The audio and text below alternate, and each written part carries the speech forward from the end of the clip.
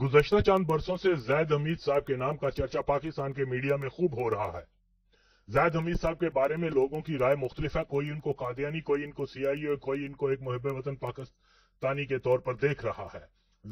ज़ैद साहब के मुहिब वतनी और पाकिस्तान में मौजूदा दहशतगर्दी के पीछे अमरीकी, इसराइली, भारतीय खुफिया इदारों के मुलव्वस होने के बयानात अपनी जगह, और ज़ैद साहब का पाकिस्तान से मुखलिस होना, ये दो मुख्तलिफ चीजें हैं। जिन नकात की वो वकालत कर रहे हैं, आज का पाकिस्तान उन्हीं की मरहून मिन्नत तबाही के दाने पर है।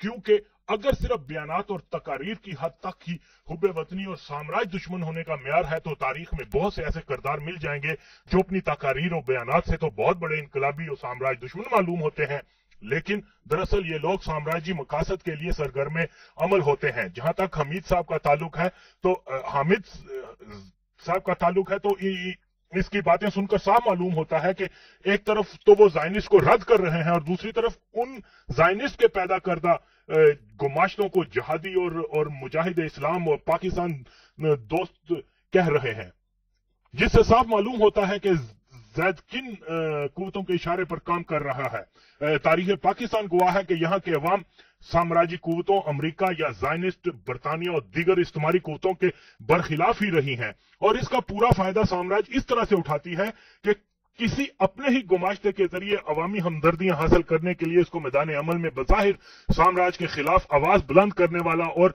अवामी मांगों का तर्जमान बना देती है। जैसा कि अगर हम पाकिस्तान में जमात इस्लामी का किरदार देखें कि वो अवामी तौर पर तो अमेरिका का रद्द करते हैं, लेकिन जब कभी भी अमेरिकी मफादात इस खिते में खतरे में पड़ते हैं तो यही जमात अमेरिका के मुफाद की रखवाली करती आई है। जुबान पर अमेरिका गो का नारा तो जरूर होता है, लेकिन अमेरिकी फौज के इस खिते में क्याम के जवाब को बरकरार रखने के लिए, पाकिस्तान को अमेरिकी दबाव में उलझाने के लिए अमेरिकी साख्ता अलकायदा और तालिबान के हामी भी यही लोग हैं।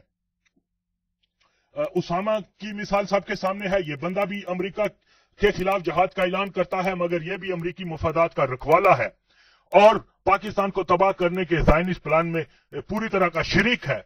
ज़ैद हमीद भी बिल्कुल इसी अंदाज में काम कर रहा है। अवाम को ऐसे लोगों से बचकर रहना चाहिए। मीडिया में आकर यह बंदा खुद को एक अफगान जंग का गाजी कहता है और अफगान माहिर के तौर पर लंबे लंबे तबसरे करता रहता है, जिसका हासिल वही सीआईए और जमात इस्लामी का पुराना वावेला होता है कि अफगान जहाद हक था, कम्युनिस्ट रूस पाकिस्तान को फतह करना चाहता था, गर्म पानी का हसूल, अरब मुजाहिदीन इस्लाम की हिफाजत के लिए आए, अफगानों ने पाकिस्तान के दफा की जंग की, अफगान मुजाहिदीन पाकिस्तान के हामी और दोस्त थे वगैरह।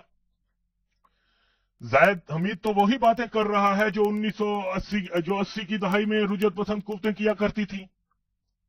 ये वो नजरिया था जिसको इस्तेमाल करके सीआईए और जमात इस्लामी ने वियतनाम में अमरीकी शिकस्त का रूस से अफगानिस्तान में बदला लेने के लिए इस्तेमाल किया। ज़ैद हमीद जो कि खुद साख्ता अफगान माहिर बना बैठा है और मीडिया में आकर बड़े बड़े माहिराना अंदाज में अपने नजरिए को सच साबित करने के लिए ऐसे झूठ बोलता है जिसका हकीकत से दूर का भी वास्ता नहीं होता। क्योंकि पाकिस्तान के अवाम को इस सारे दौर के तारीखी हकायक से कसदन दूर रखा गया है और खास तौर पर पाकिस्तान के अंदरूनी सियासी हालात और अफगान जंग के बारे में कोई जामे मालूमात पाकिस्तान के अवाम को नहीं है, सिवाय जमात इस्लामी के बड़े बड़े झूठ और आज के ज़ैद साहब के द्रोह गोई पर मबनी तबसरे।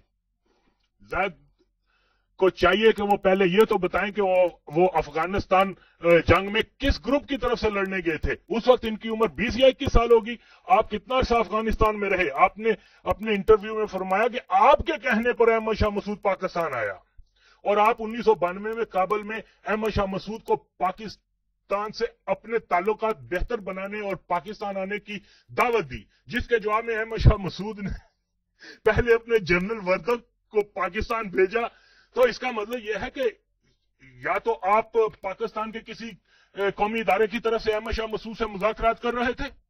जाहिर है कि अहमद शाह मसूद आपके जाती मशवरे से तो अपने जनरल को पाकिस्तान भेजने से रहा। हुकूमती प्रोटोकॉल भी कोई चीज होती है, आप भी जानते होंगे कि इस किस्म के दौरे तय करना दो मुख्तलिफ हुकूमतों की मंजूरी से होते हैं।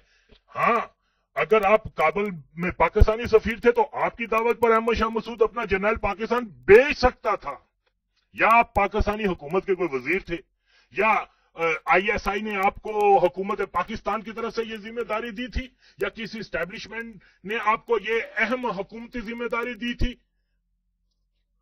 اگر آپ ذاتی طور پر احمد شاہ مسعود کو پاکستان آنے یا پاکستان کا حامی ہونے کا فرما رہے تھے تو کیا احمد شاہ مسعود نے آپ کو یہ نہیں بتایا کہ آپ کوئی حکومتی نمائندے نہیں ہو جو میں آپ کی پاکستان آنے کی دعوت کو قبول کر لوں؟ بھائی زاہد صاحب، پاکستان کے عوام کے سامنے اتنا بڑا جھوٹ بولنے سے پہلے آپ کو احساس ہونا چاہیے تھا کہ احمد شاہ مسعود کوئی چلتا پھرتا عام آدمی نہیں تھا کہ ہر کسی ایرا غیری سے مل کر اپنی پالیسی بنا لیتا اور اپنے ایک جنرل کو اس ملک آپ کے کہنے پر بھیج دیتا جس کو وہ ساری زندگی دشمن مانتا رہا. بہرحال آپ عوام کے سامنے اس بات کی وضاحت فرمائیں کہ آپ کس اتھارٹی کے تحت یہ دعوت دی آپ نے احمد شاہ مسعود کو. آپ کو پاکستان حکومت نے ذمہ داری دی تھی، اگر دی تھی تو کوئی نہ کوئی ثبوت تو آپ کے پاس ہوگا ہی نہ. وہ ثبوت بھی لے کے آئیں، اپنے دعوے کا تو ثبوت لے کے آئیں بھائی، اور آپ اپنی پوزیشن واضح کرو کہ آپ افغانستان میں کیا تھے. اگر آپ صرف ایک افغان جہادی تھے تو وہ اور بھی ہزاروں تھے، لیکن انہوں نے فی الحال آپ کی طرح کوئی دعوے نہیں کیے. امید ہے زاہد صاحب اپنا دعویٰ ثابت کرنے کے لیے اپنی پوزیشن ضرور بتائیں گے، اگر نہیں تو پھر زاہد کا جھوٹ ثابت ہوتا ہے، اور جو بندہ جھوٹا ہو وہ قابل اعتبار نہیں ہوتا. اب ذرا زاہد صاحب کے افغان جنگ کے متعلق مزید من گڑت واقعات پر بات ہو جائے. زاہد صاحب نے ایک اور سفید جھوٹ بولا. آپ کہتے ہیں کہ افغانستان کے اندر روس کی 5 لاکھ فوج تھی.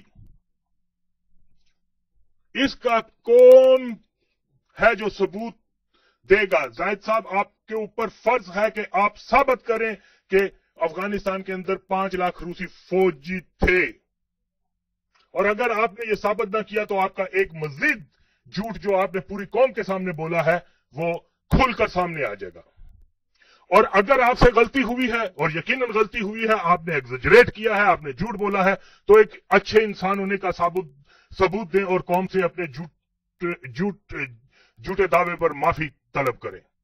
حقیقت یہ ہے کہ روسی فوج کی تعداد صرف 1 لاکھ تھی، جس میں آپ زاہد صاحب نے 4 لاکھ کا اپنی مرضی سے اضافہ کر دیا.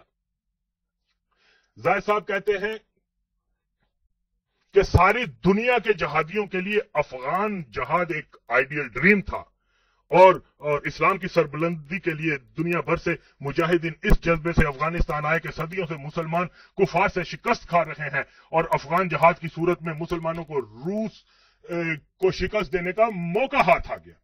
اس لیے افغان جہاد ہر اعتبار سے جائز تھا. تو سوال یہ پیدا ہوتا ہے کہ صرف افغانستان ہی کیوں؟ کیا جہادیوں کو اسرائیل، جس نے فلسطین پر افغانستان کے روسی قبضے سے کم از کم 30 سال پہلے قبضہ کیا تھا، جہاد کے لیے آئیڈیل نظر نہ آیا؟ اور اگر ہم پاکستانی افغانستان کے ہمسایہ ہونے اور مسلمان ہونے کے ناطے سے علم جہاد بلند کر سکتے ہیں، تو وہ عرب جو مسلمان ہو کر فلسطین کے ہمسایہ ہو کر یہ کیوں بھول گئے کہ جہاد تو فلسطین میں بھی بنتا ہے، بلکہ ان کا پہلے حق ہے.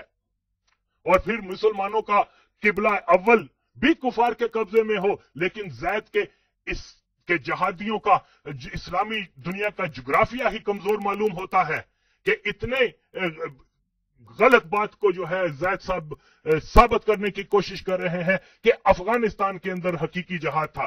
حقیقتاً افغانستان کے اندر کوئی حقیقی جہاد نہیں تھا. یہ امریکہ کی اور یہود و نصارا کی منشا پر کیا گیا تھا، جس کے پیچھے امریکی حرام کے ڈالر اور سعودی ریال تھے.